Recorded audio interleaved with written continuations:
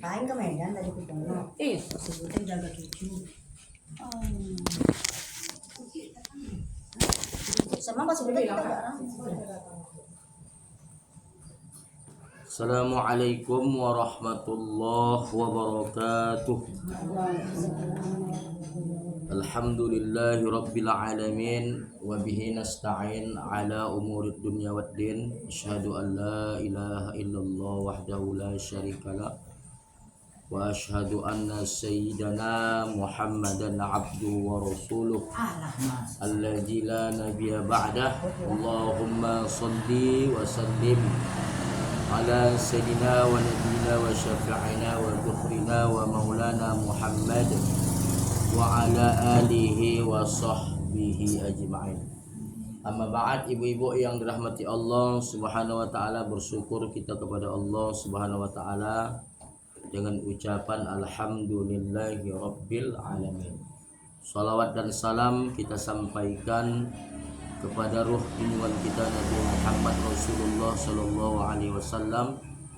Mudah-mudahan insyaallah beliau berkenan memberikan kepada kita semua yang hadir, keluarga ibu tidak di rumah ini, keluarga kita tentunya di rumah, adalah daripada umatnya yang mendapatkan syafaatul uzma di yauma la yanfa' malun wala banun illa man atallaha biqalbin salim. Amin ya rabbal alamin. Ibu-ibu yang dirahmati Allah Subhanahu wa taala, hari ini kita sudah berada di penghujung bulan Sya'ban. Kemudian masih banyak lagi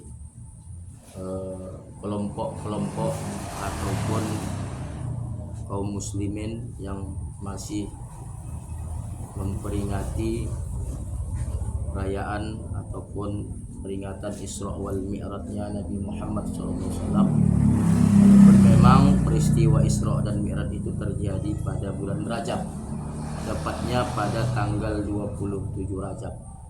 Cuma kena berada di penghujung Rajab, cuma 3 hari berada di bulan Rajab, maka kebanyakan umat Islam itu merayakan ataupun melaksanakan kegiatan atau memperingati Isra wal Mi'raj itu di bulan Sya'ban. Bahkan nanti mendekat-dekati Ramadan itu nanti masih ada BKM Masjid Musholla yang mengadakan pelaksanaan peringatan Isra wal Mi'raj, sekaligus adalah dalam penyambutan puasa Ramadan.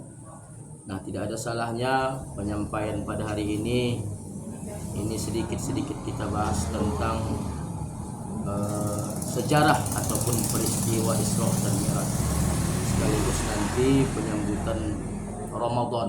Apa itu Ramadan dan apa saja amalan yang penting di bulan Ramadan.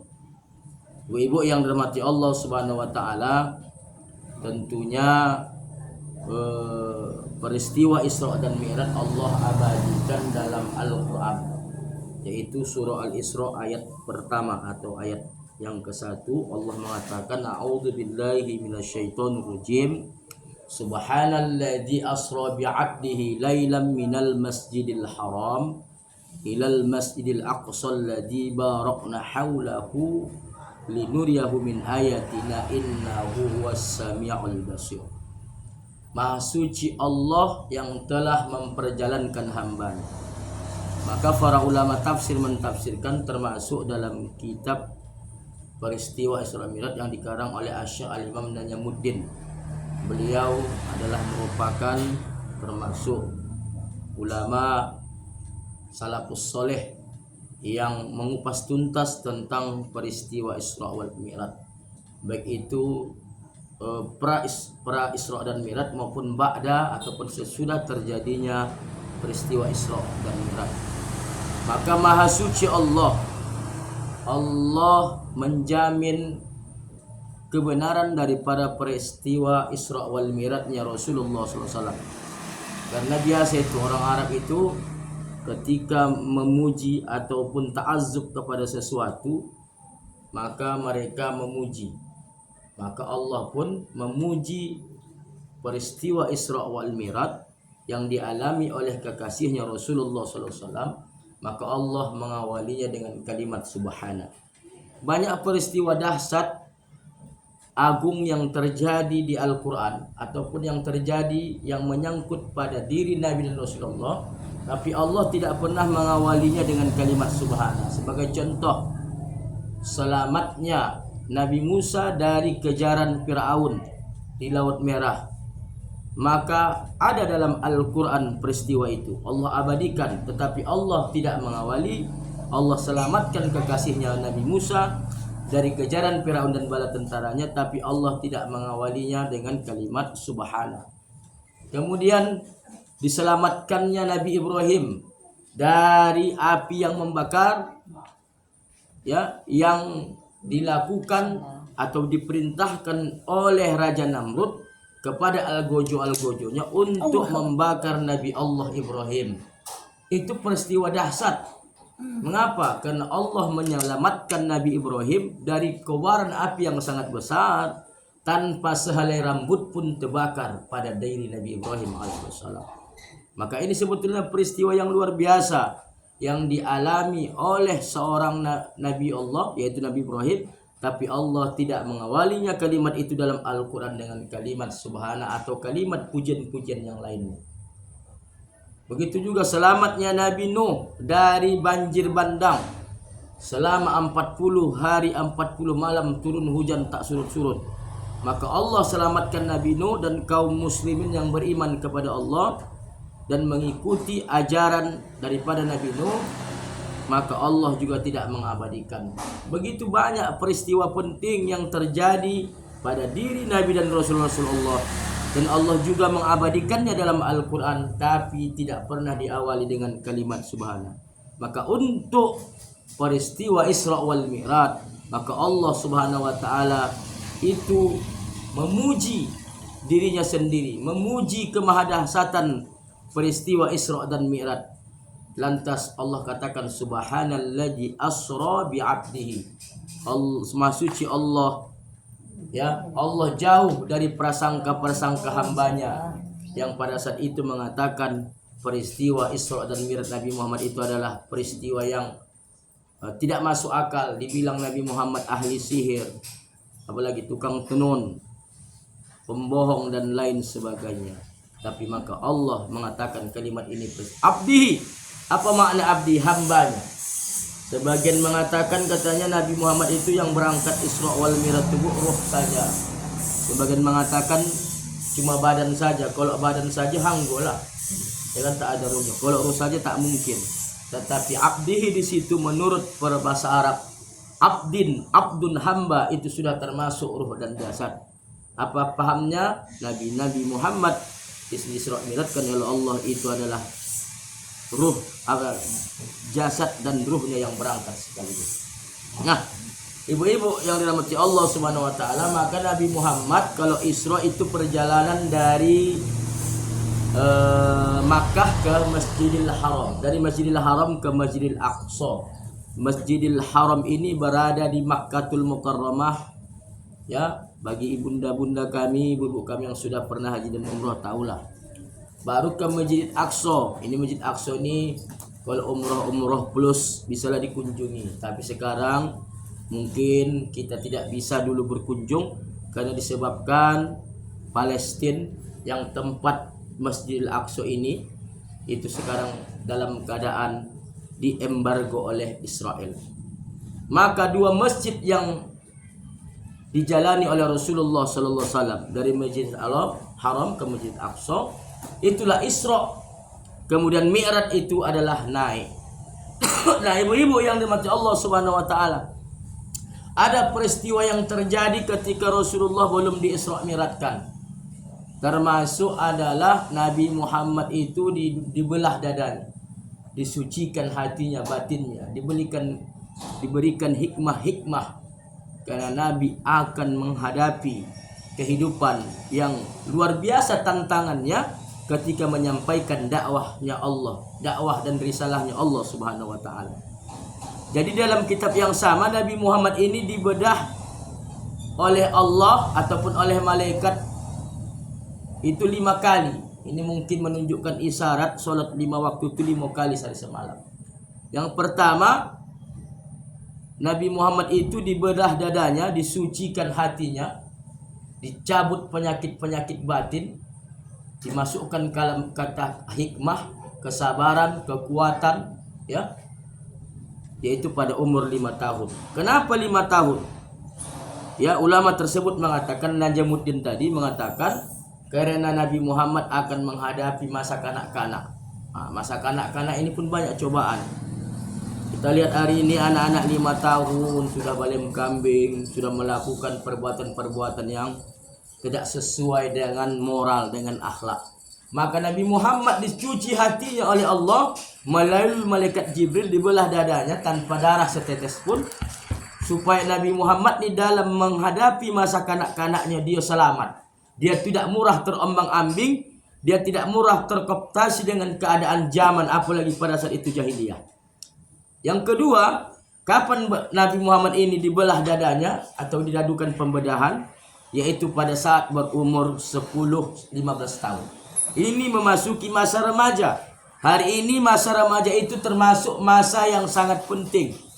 Ada kita sebut dengan kenakalan remaja, dekadensi moral ini yang menyangkut kalangan-kalangan remaja. Remaja ini mulailah ada namanya pubertas, ada namanya mulai balik, ya kan? Kalau salah jalur mau kang menyalah, maka Allah juga membelah atau membedah dada kekasihnya, dimasukkan kembali hikmah, kesabaran, kekuatan dalam menghadapi kehidupan masa remajanya. Itu pada saat berumur 10-15 tahun. Kemudian kapan lagi seterusnya Rasulullah ini dibedah dadanya? Yaitu pada umur 20 tahun ke 25 tahun. Ini termasuk akhir daripada masa remaja, masa dewasa. Di masa dewasa ini Allah ingin memapankan, ingin memantapkan hati kekasihnya Nabi Muhammad. Kembalilah Allah memerintahkan malaikat Jibril alaihissalam dan malaikat Israfil serta malaikat Mikail untuk membelah dada kekasihnya. Kembali dicuci hati Rasulullah yang kotor, kalau memang ada yang kotor, dibersihkan, ya, dimasukkan kata-kata hikmah, kesabaran dalam dada Rasulullah Sallallahu Alaihi Wasallam. Karena masa dewasa ini, Bu, harus matang Rasulullah, ya, menghadapi yang namanya ujian cobaan kehidupan di masa-masa itu, termasuk lagi rongrongan daripada kafir Quraisy, ya. Yang selanjutnya, yang keempat, kapan lagi dibedah dada Rasulullah? Yaitu ketika Rasulullah menerima perintah wahyu atau diangkat menjadi nabi pada saat umur berapa, Bu? 45 tahun. 40 tahun. Jadi Nabi harus dimantapkan menerima wahyu, karena itu adalah merupakan tonggak estafet macam mana Rasulullah menjalankan risalah dakwahnya beliau sebagai Nabi dan Rasul. Apalagi beliau dikenal dengan khotaman Nabi, adalah penutup ataupun menyempurnakan ajaran daripada nabi-nabi dan rasul-rasul Allah. Selanjutnya yang terakhir, Nabi Muhammad dibelah dadanya ketika Allah ingin mengisra mi'rajkan Nabi Muhammad sallallahu alaihi wasallam pada umur berapa itu? 51, kalau tak salah saya. 51 tahun Rasulullah diisra mi'rajkan oleh Allah, maka beliau pun mendapatkan dibedah dadanya oleh malaikat Jibril tadi untuk menyempurnakan hikmah di dalam dadanya. Nah, inilah 5 peristiwa yang terjadi pada Rasulullah, yang namanya Nabi Muhammad sendiri itu pun melakukan dilaksanakan dia pembersihan dadanya menghadapi hikmah. Kita macam mana? Tak ada begitu kan? Maka dengan cara yang lain-lain lah, membaca Al-Quran, berzikir, beristighfar. Nah, ibu-ibu yang dirahmati Allah Subhanahu wa taala, jadi Nabi Muhammad ketika berjalan menuju Masjidil Aqsa dari Masjidil Haram tadi, Bu, beliau di dalam kitab yang sama menyinggahi 5 tempat. Apalagi dijelaskan, salah satunya Madian disinggahi beliau. dan ada kaitannya dengan nabi-nabi yang menyampaikan risalah Allah Subhanahu wa taala. Kemudian di Masjidil Aqsa, Nabi Muhammad memimpin solat berjamaah yang diimami beliau adalah ruh para nabi-nabi, anbiya'i wal mursalin. Nah, ibu-ibu yang dirahmati Allah Subhanahu wa taala, kalau yang melatar belakangi peristiwa Isra Mi'raj ini kita tahu ada dua yang melatar belakangi peristiwa Isra dan Mi'raj ini. Yang pertama, Rasulullah menghadapi ujian yang sangat berat, meninggal dua sosok penopang dakwah beliau, yaitu yang pertama istrinya yang bernama Siti Khadijah, sumber dana beliau. Beliau dalam keadaan tertekan menerima wahyu pertama, Khadijah lah yang menghibur beliau, lalu membawanya kepada pamannya yang bernama Waraqah bin Naufal. Kemudian tidak berselang lama meninggal pula lah pamannya yang bernama Abu Thalib, yang begitu pasang badan ketika kaum Quraisy ingin membunuh, ingin mencederai, mencelakai keponakan beliau. Bahkan suatu ketika kafir Quraisy ini membawa seorang pemuda yang ganteng, ya, untuk ditukarkan kepada Abu Thalib. Abu Thalib, ini anak kami ganteng, ya, sini kami ambil keponakan kaum Muhammad, ini kau asuh, Muhammad anak kami ambil kami bunuh. Apa kata Abu Thalib? Sungguh buruk perangai kalian. Anak kalian hendak aku asuh, ku kasih makan, ku kasih minum, kasih susu gratis, makan siang gratis, ya kan? Sementara keponakanku hendak kamu bunuh. Maulah, wallahi tallahi, diangkatnya pedangnya, handai sehelai rambut pun kalian usik dari keponakanku, maka pedang ini yang akan berbicara. Begitulah Abu Thalib. Walaupun beliau tidak sempat mengucapkan kalimat tauhid, tapi apa tega kita mengatakan Abu Thalib itu masuk neraka, sementara beliau pasang badan terhadap Rasulullah. Bahkan beliau rela mengorbankan anaknya, memindahkan tempat tidur Rasulullah, lantas anaknya dipindahkan ke tempat tidur Nabi Muhammad. Kalau sekiranya dibantai, maka terbantailah anaknya. Di mana ada ayah begini? Tentu anaknya duluan diselamatkannya, darah dagingnya duluan diselamatkannya. Tabiat Abu Thalib, wallahi tallahi. Maka Rasulullah begitu terniang-niang kepada pamannya Abu Thalib tadi, disebabkan perlakuan pamannya terhadap dirinya. Bahkan istrinya Abu Thalib begitu sayang kepada Nabi Muhammad, dia lebih mengutamakan Nabi Muhammad. Nabi Muhammad dibolikan pakaian-pakaian yang elok, disisir rambutnya dengan bagus, sementara anaknya tidak begitu maksimal diperlakukannya. Maka terniang-nianglah Rasulullah SAW. Nah, ibu-ibu yang mati Allah, itu Isra selesai. Isra selesai sampai Masjidil Aqsa, ya. Kemudian namanya Mi'raj. Mi'raj tadi naik.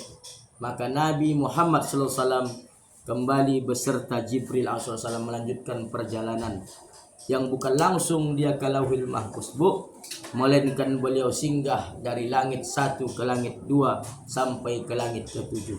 Rupanya langitnya ada pintu-pintu. Di langit pertama Rasulullah berjumpa dengan Nabi Adam. Begitu dikotok oleh malaikat Jibril, ya, Assalamualaikum. Waalaikumsalam. Siapa itu? Jibril. Apa hal gerangan? Ya, siapa bersama Anda? Nabi Muhammad SAW. Apa kata Nabi Adam? Apakah dia sudah itu? Sudah. Maka Nabi Muhammad bertemu dengan Nabi Adam. Berkumpul sedikit, ya, dengan atok atau datuk moyang kita, ya, kakek moyang kita. Selanjutnya Rasulullah melakukan perjalanan ke langit kedua. Begitu juga Assalamualaikum. Waalaikumsalam. Bukakan pintu. Siapa gerangan? Jibril. Siapa bersama Anda? Yaitu kekasih Allah Nabi Muhammad. Apakah dia diutus? Sudah. Maka yang membuka pintu langit kedua adalah Nabi Yahya dan Nabi Isa. Jadi di langit kedua ini ada dua nabi yang bertemu Rasulullah. Lanjut. Nabi Muhammad pun berkumpul sedikit, berbincang-bincang, tak lama lanjut perjalanan ke langit ketiga. Di langit ketiga Rasulullah berjumpa, mengucapkan salam kembali. Siapa itu? Jibril. Bersama Anda? Nabi Muhammad SAW. Apakah dia diutus? Sudah diutus. Siapa jumpa beliau? Yaitu Nabi Yusuf alaihi salatu wassalam. Nabi yang ganteng, yang tampan, tapi ketampanan Nabi Yusuf jauh lebih tampan lagi Nabi Muhammad sallallahu alaihi wasallam. Ibu-ibu yang rahmati Allah, berbincang sedikit dengan Nabi Yusuf, Nabi Muhammad. Lanjutlah Rasulullah menuju langit keempat. Di langit keempat begitu juga terjadi. Siapa yang dijumpai Rasulullah? Rasulullah berjumpa dengan Nabi Harun. Ya. Di langit keempat Nabi Harun, di langit kelima Rasulullah pun kembali berjumpa dengan salah seorang nabi, yaitu Nabi Idris. Pendek cerita, biar singkat saja. Di langit keenam Nabi Muhammad bertemu dengan Nabi Musa alaihi salatu wassalam. Terakhir Nabi Muhammad berangkat ke langit ketujuh beserta Jibril. Nabi Muhammad berjumpa dengan Nabi Ibrahim alaihi salatu wassalam sedang bersandah di Baitul Ma'mur. Baitul Ma'mur ni apa? Baitul Ma'mur ni adalah Ka'bahnya langit. Jadi langit tu ada Ka'bahnya, Bu. Ka'bahnya langit itu adalah Baitul Ma'mur. Jadi 70.000 malaikat tiap hari tawaf di Ka'bah tu, di Baitul Ma'mur tu. Begitu tawaf hilang tah ka mano, datang lagi 70.000. Maka kok ikaji-kaji malaikat ni jutaan miliaran jumlah. Nah, lanjutlah Nabi Muhammad menuju Sidratul Muntaha, tapi malaikat Jibril stop. Ya Rasulullah, aku tidak bisa ikut bersamamu. Apa yang terjadi? Kalau aku ikut, aku akan terbakar. Malaikat saja yang terbuat dari api, dari cahaya, itu tidak mampu menembus cahaya Allah. Maka malaikat Jibril hanya sebatas langit ketujuh. Ada yang bilang sebelum sampai Sidratul Muntaha di bawah. Maka Rasulullah lah sendiri berangkat naik burukkan. Berarti kau kaji-kaji Nabi Muhammad tu, walaupun dia sahupo fisiknya sama kita, tapi dia adalah terbuat dari nur, dari cahayanya Allah Subhanahu wa taala. Sampai malaikat Jibril pun tidak bisa ikut serta. Disitulah Nabi Muhammad langsung berhadapan dengan Allah Subhanahu wa taala, menjemput perintah solat yang di dalam kitab yang sama tadi, yaitu peristiwa Isra dan Mi'raj Nabi Muhammad dikarang oleh Al-Imam Syekh Najamuddin. Itu adalah 50 kali sehari semalam. Ya Rasulullah, ya Muhammad kekasihku, wajibkan engkau dan umatmu salawat khamsinas salah 50 kali sehari semalam. Rasulullah minta kurangimu. Tidak, sam'an wa ta'an, sami'na wa ata'na, kata beliau. Karena Rasulullah yakin dia sanggup. Memang dia dipikirkan umatnya, tapi Rasulullah ni adalah orang yang pemalu. Dikatakan Yusuf Qaradawi, Rasulullah ni lebih pemalu dari anak gadis pingitan.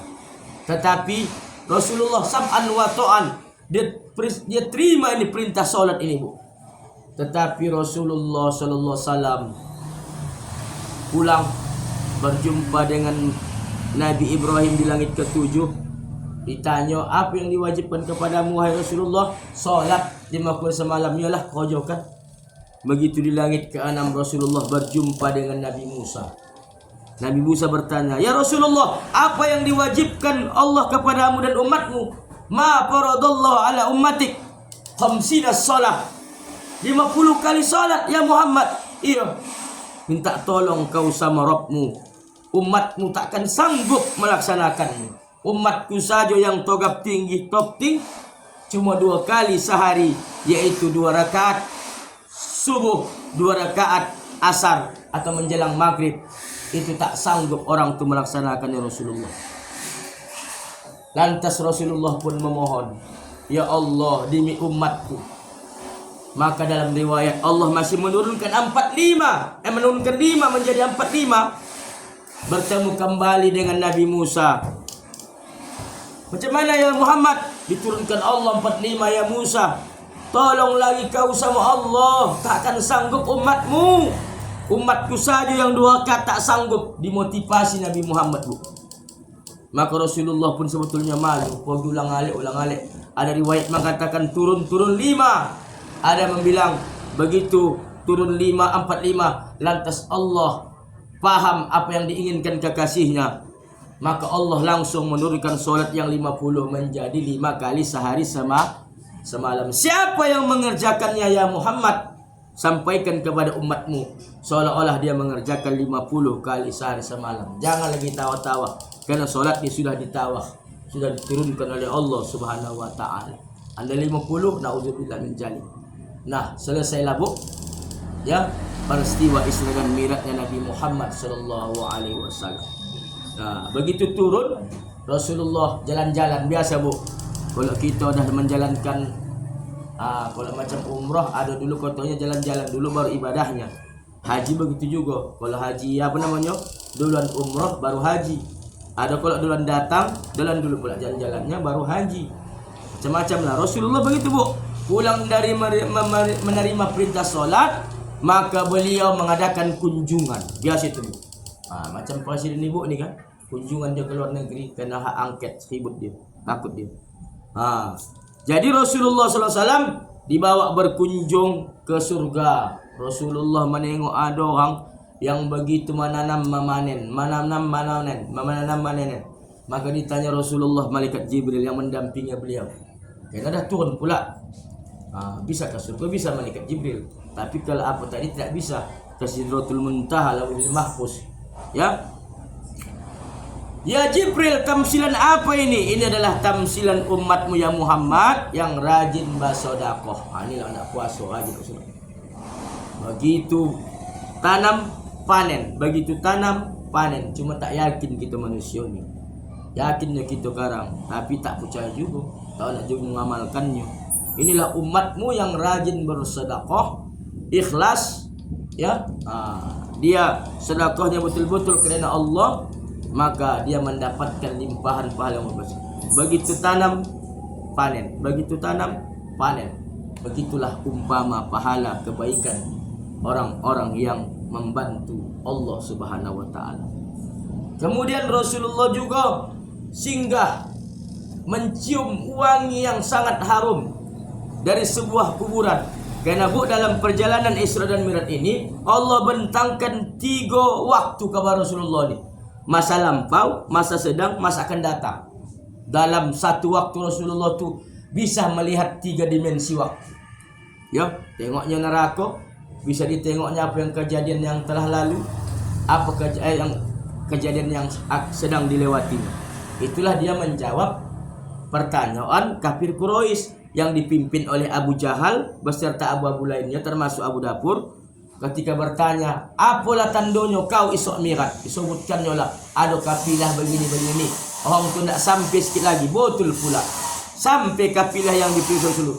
Karena perjalanan Isra dan Isra saja, Bu, dari Masjidil Haram ke Al-Aqsa itu butuh waktu 40 hari, 40 malam. Ini hanya sepertiga malam. Lebih kurang 2 jam kalau menurut kita. Rasulullah jangankan Isra, tapi bisa Mi'raj. Maka dibilanglah Rasulullah ni tukang nujum, sulap, ada yang bilang membohong dan lain sebagainya. Maka Rasulullah membantah mereka dengan Rasulullah menjelaskan apa yang dilihatnya. Ada kafilah-kafilah pedagang membawa untunya warna ini, dagangannya ini untuk menjual. Tapi mereka juga tak percaya. Nah, ibu-ibu yang mati Allah, jadi wangi. Ya Jibril, ini kuburan siapa? Ini adalah kuburan masih toh tukang sisir kerajaan Firaun. Beliau mati dalam keadaan mempertahankan imannya. Bukan hanya saja beliau, tapi suaminya, anak-anaknya, bahkan anaknya yang bayi, beliau rela mengikhlaskannya mati syahid demi mempertahankan ketauhidannya, agamanya di hadapan Allah Subhanahu wa taala. Rasulullah mengunjungi wangi. Kemudian Rasulullah tak berapa lama mengadakan kunjunganlah pula ke dalam neraka. Di situ Rasulullah melihat peristiwa yang luar biasa.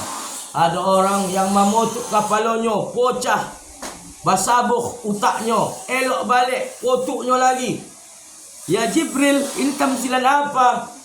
Jibril mengatakan, ya Muhammad, inilah tamsilan umatmu yang meninggalkan solat dengan sengaja. Jadi orang-orang yang meninggalkan solat dengan enteng sengaja, bu, tanpa qada, maka nanti orang itu memotuk-motuk kepalanya, pecah keluar utaknya, basiraan, dikutipnya balik, elok balik, potuk balik. Inilah tamsilan orang-orang yang enteng meninggalkan solat. Maka ingatkan sama anak awak, sama keluarga awak, mak, kalau itu baru itu masih di neraka, belum lagi di kuburan begitu. Lantas Rasulullah melihat lagi ada tamsilan orang-orang yang panjang lidahnya semacam ekor unta, macam leher unta. Ini tamsilan apa? Tamsilan orang-orang yang suka janji-janji manis. Begitu terpilih balik sangsara orang dibuatnya. Itu lagi. Kok tak masih ibu waktu memilihnya kau dah. Ya, janji-janji manis. Susu gratis. Makan siang gratis. Rupanya dari dana bos. Banyak salang sekolah kan hajak ganti. Rupanya dari dana bos dah. Jadi ulama-ulama yang tidak membela agama Allah, ulama-ulama yang menjual ayat untuk melanggengkan calonnya. Itu dia. Yang tidak menyebelahi apa yang sudah dipilihkan Allah. Kau itu biasa, bu. Ulama-ulama yang sebelah orang tu, yang membilang kotonya ada kotonya. Nabi Prabowo ini katanya macam siapa tu? Macam malaikat Jibril lah. Dibanding-bandingkannya lah. Kono lihat besok. Nah, ibu-ibu yang mati Allah, ada lagi yang ditengok oleh Rasulullah ketika Isra dan Mi'raj. Ditengoknya ada orang yang ada makanan elok di sampingnya, tapi diambilnya makanan yang bau busuk. Inilah contoh manusia-manusia, bu. Dikasih Allah makanan yang halal, dipilih yang haram. Rasulullah pun, bu, sebelum peristiwa Isra apa yang terjadi? Rasulullah dipilih memilih susu, disuruh milih susu apa milih khamar. Apa yang dipilih Nabi? Susu.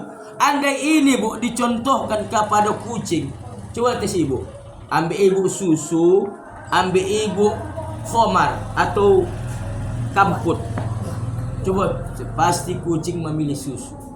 Bahkan gonggong sendiri, bu, kalau diambilkan 2 tempat susu sama tua, pasti, atau apa yang macam susunya benar tua, pasti dipilih gonggong tu susu. Ini kita manusia punya akal. Orang tua rame-rame meminum tua kan lagi. Inilah disuruh Allah kita milih yang elok. Macam tadi itu, ada makanan yang bagus bergizi, tapi diambilnya adalah sesuatu atau makanan yang busuk. Inilah contoh manusia, kata malaikat Jibril, umatmu Rasulullah, ya, yang tak tahu dia memakan atau mencari pekerjaan yang halal, tahu yang haram saja. Hati-hati kita. Ibu-ibu yang mati Allah Subhanahu wa taala, maka Rasulullah pun kembalilah ke bumi, yaitu dalam tempo waktu yang sesingkat-singkatnya, dengan membawa perintah kewajiban solat 5 kali sehari semalam. Itu selesailah peristiwa Isra dan Mi'raj, bu. Yang kita bersama peristiwa Isra dan Mi'raj itu adalah peristiwa di samping menghiburnya Rasulullah karena tahun Amul Haji ini tahun duka cita, kemudian juga menjemput perintah solat, yang mana perintah-perintah yang lain itu melalui wahyu, melalui malaikat Jibril, tetapi solatlah satu-satunya perintah yang Rasulullah jemput langsung. Selesai solat 5 waktu sudah selesai, bu. Jadi jangan lagi kita tawak-tawak solat nih, sampaikan kepada keluarga, anak cucu kita, solat ini adalah merupakan pokok ibadah, Rasul ibadah. As-salatu mi'rajul muslimin. Kita tidak akan pernah mi'raj, borat. Tetapi kalau kita nak mi'raj seperti Rasulullah, apa kata Rasulullah? As-salatu mi'rajul muslimin. Salat itulah mi'raj kita kepada Allah. Kemudian salat ini pembeda antara kafir, antara muslim dan kafir. Kalau orang kafir puasa jangan tanya, orang Hindu tu jago puasa. Bersedekah jago orang tu orang kafir tu. Ada pun orang tu berangkat juga jalan-jalan ke mana? Kalau orang apa tu ke Bethlehem atau ke Israel atau ke mana orang tu jalan-jalan. Macam kita Mekah ada. Ke apa suci orang tu, tanah suci orang tu di Bethlehem ya, Gua. Kemudian orang Hindu ke Taj Mahal. Orang Cina ke mana? Orang tu rumah suci orang atau tanah suci orang. Di mana kira-kira Cina? Begitulah, entah di Cina sana. Kalau macam itu kan kamu kah?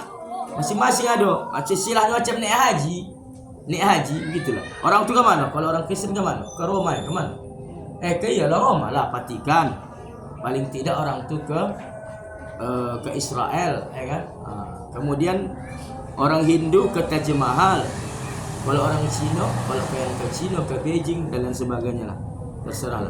Tetapi kalau solat inilah membedakan kita dengan orang-orang kafir. Nah, ibu-ibu yang dirahmati Allah Subhanahu wa taala, terakhir sedikit saja adalah masalah Ramadan.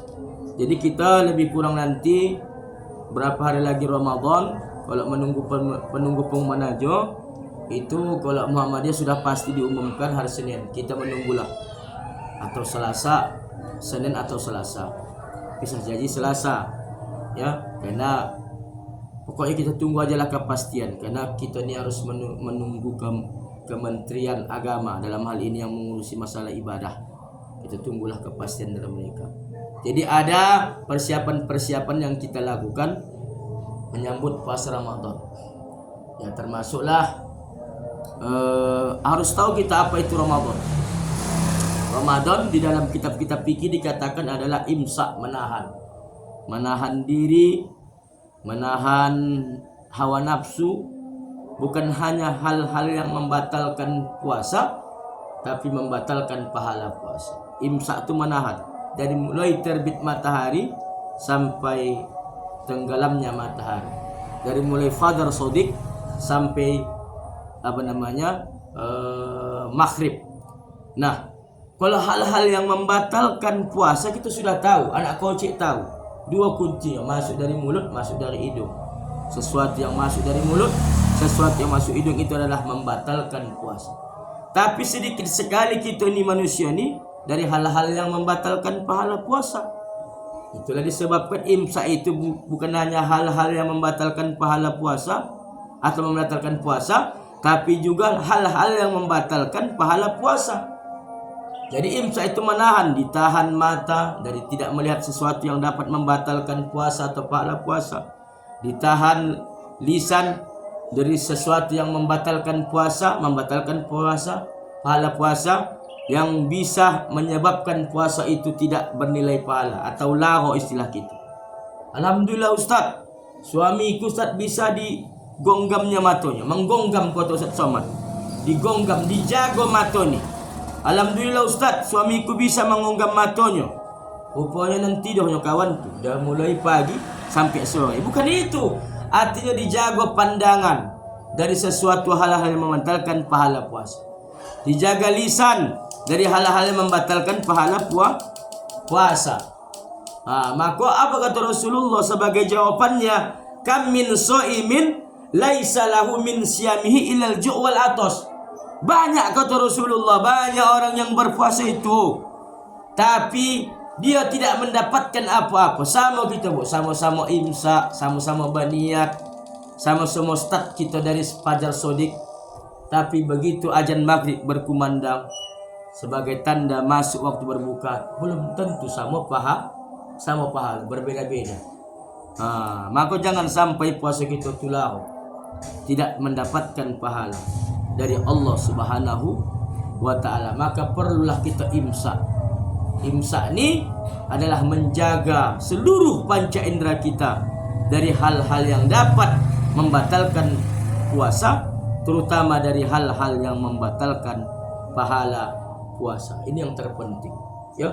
Jangan sampai nanti puasa kita tidak bernilai pahala di hadapan Allah Subhanahu wa taala. Maka ibu-ibu yang dirahmati Allah Subhanahu wa taala, jaga lisan, tahan-tahanlah saleho, tahan-tahanlah diri kita ini ya, kalau bisa dihindari. Nakanya puasa itu mengekang hawa nafsu, menjaga diri dari hal-hal yang membatalkan pahala puasa. Jangan sampai, kata Rasulullah, bu'dan, celaka. Siapa celaka ya Rasulullah? Kata sahabat, liman adrakal Ramadan falam yughfaralah.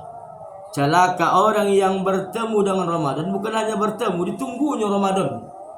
Apa bukti dia menunggu Ramadan? Dibacanya Allahumma barik lana fi Rajab wa Sya'ban. Ya Allah, berkahi kami di bulan Rajab dan Sya'ban. Sampaikan ya Allah umur kami bulan Ramadan. Ditunggu. Diisinya Rajab dengan ibadah. Diisinya Sya'ban hari ini dengan ibadah. Datang Ramadan, bersua dengan Ramadan. Kemudian Ramadan berlalu meninggalkannya.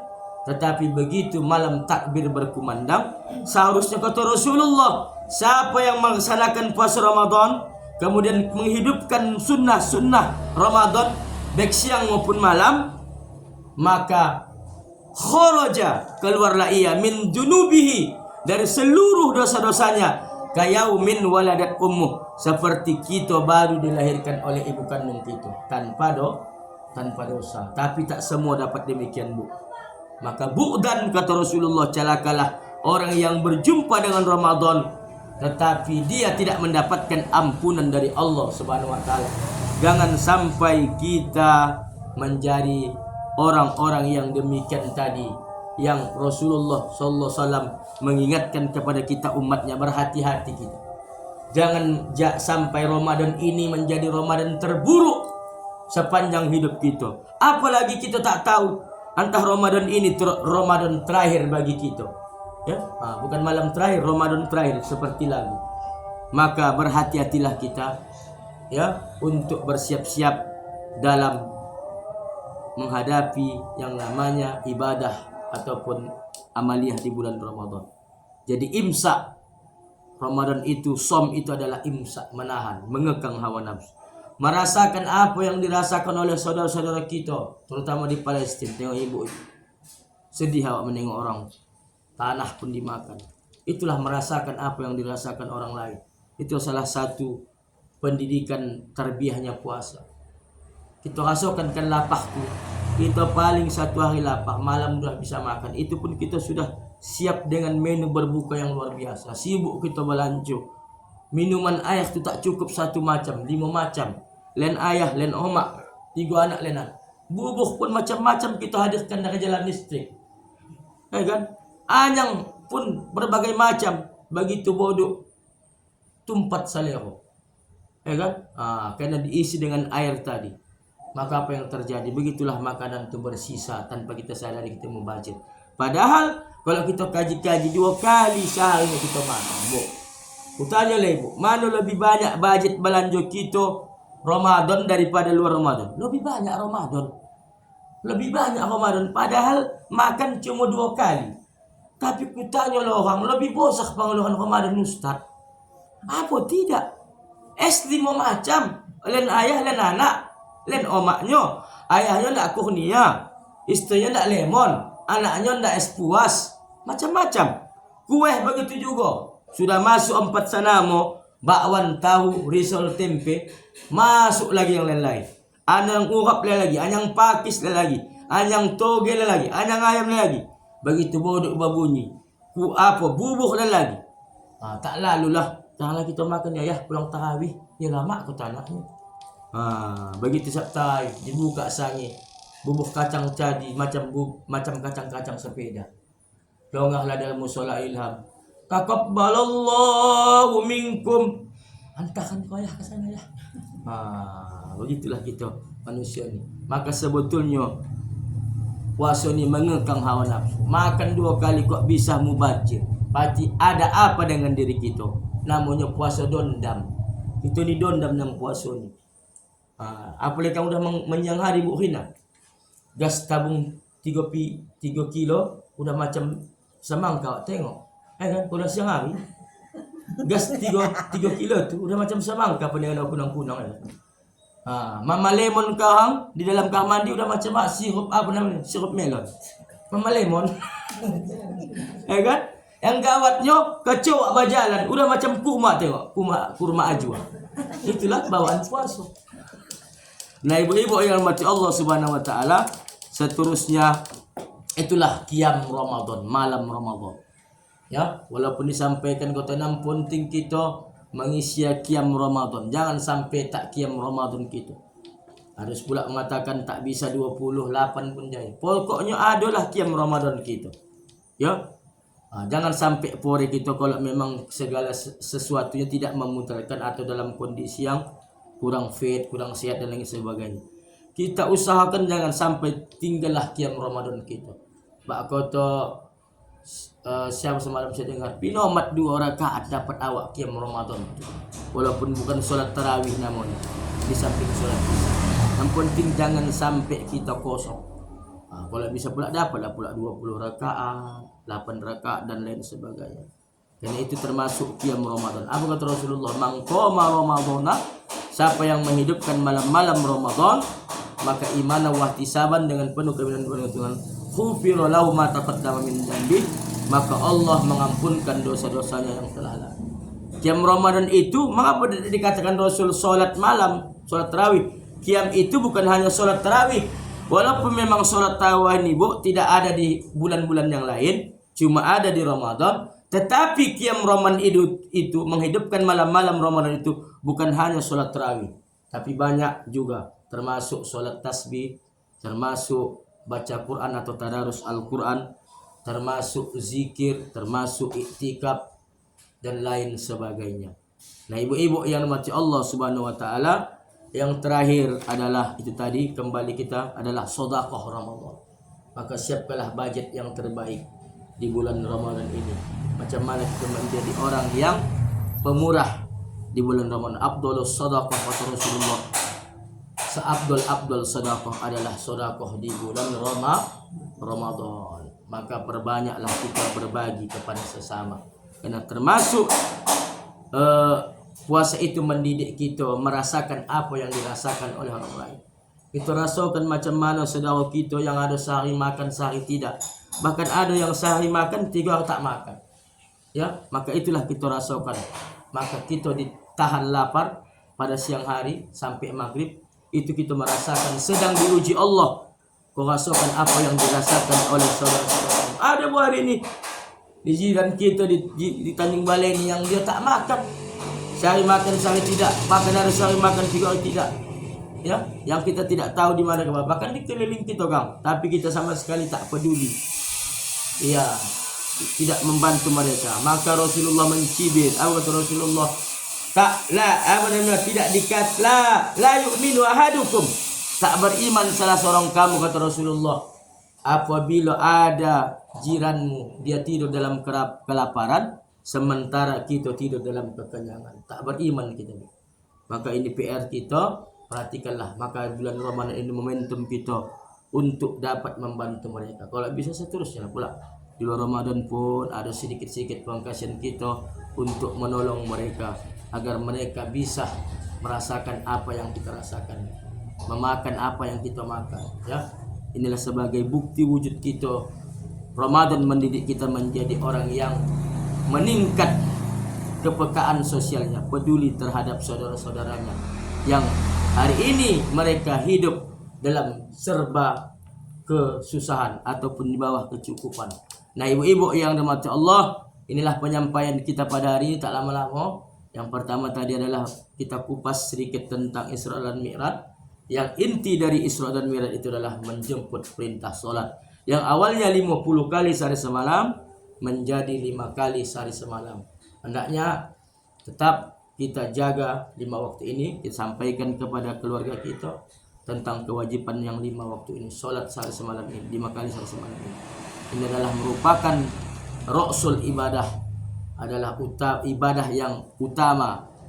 Nanti yang pertama kali Allah periksa di kubur melalui kepala, dan nanti juga diperiksa di hari kiamat adalah solat kita. Kullu ma yuhasabu min bani Adam. Yang pertama kali dihisab awwalu ma yuhasabu min bani Adam. Yang pertama kali nanti dihisab oleh Allah dari kiamat adalah salat. Maka kalau ditengok salatnya bagus, maka dianggaplah amalan ibadahnya yang lain yang bagus. Apa paham?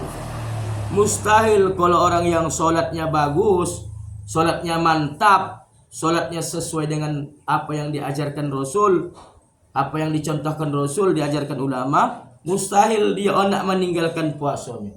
Mustahil dia hendak membayar zakatnya. Mustahil kalau dia ada dana di haji dan umroh. Tapi kalau orang yang solatnya tak beres, itu tadi. Maka as-salatu innas salata tanha 'anil fahsya'i wal munkar. Yang kedua adalah kita kupas sedikit tentang ibadah Ramadan yang sudah diampang pintu nanti. Persiapan-persiapan kita yang terpenting adalah kita buka kembali yang berkaitan dengan tarhib Ramadan. Apa itu Ramadan? Apa onda yang dipersiapkan? Jangan sampai Bu, kita macam bajar.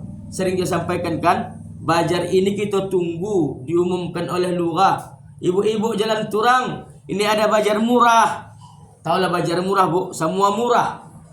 Ya kan? Karena boros hari ini mahal, segalanya mahal. Apa yang turun Ustaz? Yang turun kalapo, itu benar pokoknya. Mahal. Itulah kita ni manusia ni. Kemarin kita dinabobokkan dengan pemberian PKH 6 bulan berturut-turut di Rapel, walaupun dikasih tiap bulan.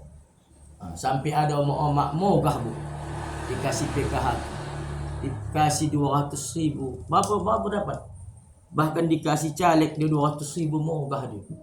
Oh gini bajalan 200.000 aku dikasih. Padahal 200.000 itu untuk 5 tahun. Ibu bagikanlah 5 tahun bagi 200 berapa? Sementara suami awak mengkasih balanjo 500 seminggu, protes awak. Abang 500 seminggu. Mau lelaki tahu dikasih caleg 200 seminggu mau gak kau? Aku mengkasih kau 500.000 seminggu mau kau? Protes. Awak dikasih caleg 200 dalam 5 tahun mau gak? Karena membuli ini membuli itu. Kami tukang bakso tengok dapat duit caleg era orang mau gak? Ini kadang-kadang salah gitu dengan Bu. Mau gak awak dikasih 200.000? Padahal untuk 5 tahun. Dikasih lagi 500 untuk seminggu, mengamuk awak. Mana orang pemikiran awak tu? Itu sekadar apa? Nah ibu-ibu yang dirahmati Allah Subhanahu Wa Taala, inilah kajian kita pada hari ini. Mudah-mudahan ada manfaatnya bagi kita semua. Terakhir yang ini saya sampaikan, sebentar lagi kita menyambut bulan suci Ramadan. Mana tahu di sana sini ya ada kelemahan dan kurangan, termasuk al-fakir ya. Kita dalam melaksanakan kegiatan-kegiatan di Majlis Talim ini ya, bersilaturahmi, terus apa penyampaiannya tentu yang paling banyak salah ini Ustadz. Bisa menyampaikan kajian, salah menyampaikan dan sebagainya, mungkin terlalu keras, terlalu dan lain sebagainya lah, yang mungkin itu menimbulkan kesalahan atau dosa. Oleh karena itu al-fakir atas nama pribadi sudilah kiranya dapat dimaafkan. Oleh karena itu ibu-ibu yang dirahmati Allah, mudah-mudahan insyaallah kita nanti masa Ramadan adalah dengan hati yang bersih. Maka inilah saatnya kita saling memaaf-maafkan. Bukan kita tunggu nanti 1 Syawal. Bahkan inilah momentumnya agar kita memasuki Ramadan itu dengan hati yang bersih dan suci.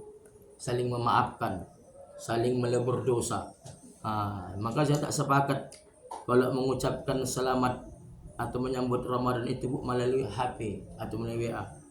Di situ trennya apa tuh? Tangan tidak bisa menjabat, gitu kan? Lisan tidak bisa bicara, hati tidak bisa menangis.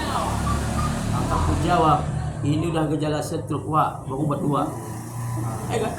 Tangan tak bisa menjabat, lisan tak bisa bicara, kaki tak bisa bergerak, udah stroke lah itu. Udah lelok saja. Marhaban ya Ramadan. Kami mengucapkan mohon maaf lahir dan batin. Ya, selamat menunaikan ibadah puasa. Ini tidak. Lisan tidak bisa bicara, tangan tak bisa menjabat, kaki tak bisa melangkah. Ini gejala stroke. Baru buat anak puasa ini. Jadi ibu-ibu yang dirahmati Allah Subhanahu Wa Taala, demikian dapat Al-Fakir sampaikan kepada Allah Subhanahu kepada kita yang ada di rumah. Walafu minkum wabillahi taufiq wal hidayah wa ridha wal inayah. Wassalamualaikum warahmatullahi wabarakatuh. Ini tak apa dibahas. Salah bawa sih udah. Tuh Salah buat fotokopi. Pokoknya amalan itu susah bantunya. Ini tadi apa namanya? Amalan menyambut ataupun masuk ziarah kubur. Salah bawa, salah buka, copat. Hah? Tas dikasih orang ini.